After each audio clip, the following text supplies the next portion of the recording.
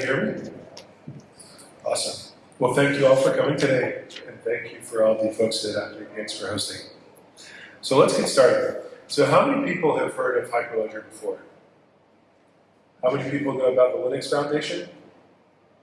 Most everybody? That's fantastic. I'll spend just a very little bit amount of time talking about Hyperledger, just to make sure we're all on the same page. But Hyperledger is the open source global ecosystem for enterprise-grade blockchain technologies. So we are a part of the Linux Foundation. So I like to explain it that the Hyperledger Foundation is where blockchain projects in the Linux Foundation go. It's the umbrella project for blockchain projects. We enable developers, enterprises, and organizations to collaboratively build, develop, share, and enhance blockchain technology.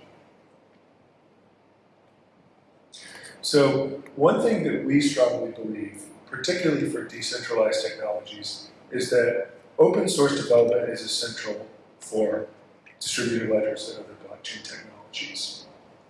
And at Hyperledger, we believe that not only open source, but also open development and open governance are also the future of decentralized technologies. So just a couple of numbers that you can see. We are about to celebrate our 8th year anniversary. Is it this Friday? I think. So I think Friday. So we have 8 graduated projects, including Firefly and Cacti, which graduated very recently. More than 50 labs, lots of special interest groups, tons of meetup participants, and we've really become a big and large, mature organization. And we do have a diverse ecosystem of enterprise-grade technology use cases. We've listed some of the use cases on these slides, but really, we have people working on every possible use case for blockchain in Hyperledger. If there's a blockchain use case, someone is probably using Hyperledger technologies today. So we have several Premier members, including some here today, like IBM, Accenture, and Fujitsu, and these folks really drive our governing board. But we also have a much broader membership community. So, if you look here, you'll see companies really all over the spectrum. Not just technology companies, not just finance companies. So people that surprised me anyway, in the fact that they use blockchain. And we do want to, of course, welcome our newest Japanese general member, and thank you all for hosting. And our newest Japanese associate member. So I'd encourage you to visit this following link. Since 2015, as I said, it's almost our 8th year anniversary, we've been building and shaping the enterprise blockchain market. And we like to show the timeline, to sort of show not only where Hyperledger has come from, but also the diversity of projects and efforts in Hyperledger. At our member summit on Monday, we had a bunch of people sign the timeline and sign where they contributed. So raise your hand if you signed the timeline this week. Awesome, yeah. We don't really have time to go into all of these projects or all of these history today, but if there's anything you have a question on and that we can help with, please feel free to reach out and we can talk about all of the different projects. So we really like to divide our projects into 3 categories: distributed ledgers, libraries, and tools. So we have 5 distributed ledgers. Most of you are probably familiar with Besu or Fabric.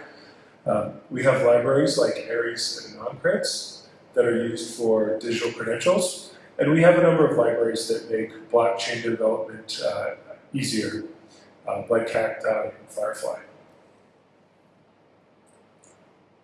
So at Hyperledger, there's often the question of, well, how do we measure success, right? We're an open source foundation. We're not talking about profit or anything like that, obviously. And we think the success of blockchain adoption will be measured, by when it is being used, by 1 billion plus end users who don't even realize they're using the technology. One thing we want to think of, is that sometimes people say, blockchain is boring. And we think that's great because it means it's become an accepted technology. No one gets excited when companies, improve their back office. When, someone says, oh, we've saved these costs by improving the server process, right? This is not something that you do a press release about. The engineers are probably happy. But we see blockchain being used in a lot of use cases like this. And we want it to become so widely accepted that it is boring. And, popular things today, CBDCs, which everyone is talking about, obviously, games, and even tokenization. So, one fun fact is that according to a BCG report, private equity markets will likely see faster adoption rates. So, we expect to see a huge adoption of blockchain. And we don't quite have the data for this yet for this year, but these are the blockchain technologies used by the top 100 institutions in 2022. And you can see Fabric is still extremely popular, still going strong, and there are also uses, Enterprise Ethereum, Corda, and some other smaller ledgers. And I think it's worth pointing out that the upcoming Fabric 3.0 release is a good fall. I know we have a Fabric maintainer in the audience, so Sato-san right there. If you have Fabric questions, you should go to him because he's the real expert. But there are a lot of exciting features coming up in Fabric, including modular consensus, which I think is my favorite feature. But again, talk to Sato-san about that. And there are a number of really exciting applications on Fabric. The GSBN network for global shipping is still going strong, and NTT Trade Vaults is, I think, a really great trade finance example. And I'd encourage you to read these case studies if you're interested in learning more about them. So obviously, we're talking about digital currencies today. So everyone knows, I think, here what they are. But we have a lot of digital currency and CBDC applications going on in Hyperledger. This is one of my favorite slides we have. This is a map showing all of the CBDC projects that are using Hyperledger code bases. And you can see who's doing what, where they are, what state they're in. And I think it's really exciting, and you can go on our website to always find the most up-to-date version. It's also worth pointing out that Hyperledger, we use a number of different blockchains and distributed ledgers, right? How many people know that Besu runs 10% of Ethereum mainnet nodes run Besu, something like that? Did you know that? I know Connor knows, but you can probably tell me exactly what it is today, but we have a whole spectrum of blockchains, and we see people in Hyperledger using essentially all of them. From permissionless public like Bitcoin or Ethereum, to permission public chains. You think of that like Hedera Hashgraph or private permission chains. And continuing on Besu, we think it's really interesting that a lot of people have this perception that Ethereum is something new in the Hyperledger ecosystem and that it's never been around before. But Ethereum has really been around for a long time in Hyperledger, starting with this project called Burrow, which had the absolute coolest logo ever. And Burrow was the first EVM, and that was back in 2016 even. And the EEA, or the Enterprise Ethereum Alliance, joined in 2018, and of course Besu started right around 2019. And there have been a lot of exciting developments since then, including an Ethereum Foundation client incentive program, where if you maintain parts of Besu that are relevant to the Ethereum mainnet, you can get grant money from the Ethereum Foundation. So, a little bit about Besu. How many people here are familiar with Besu? Awesome.